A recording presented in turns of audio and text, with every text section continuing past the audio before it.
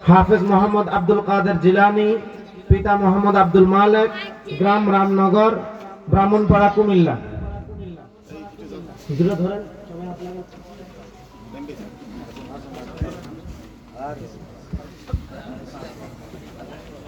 দ্বিতীয় পাগড়ি গ্রহণ করবে মোহাম্মদ আলিফ হোসাইন, পিতা রিফন মিয়া, দুলালপুর, কুমিল্লা, ব্রাহ্মণপাড়া, কুমিল্লা।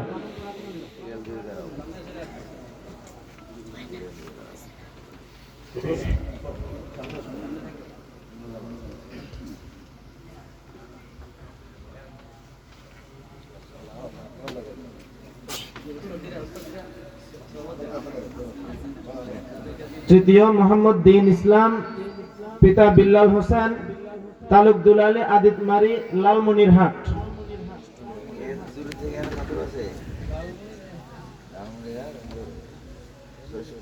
আর চতুর্থ মোহাম্মদ মাজান ইসলাম সাইদি, আমাদের গিয়াসউদ্দিন ভাইয়ের ছেলে। সবাই দোয়া করবেন আল্লাহ তাআলা যেন তার এবং তার পরিবারের সকলের উমরা কবুল করে।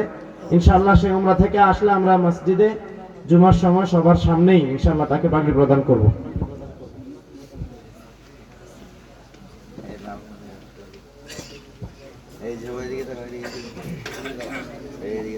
সম্মানিত এলাকাবাসী,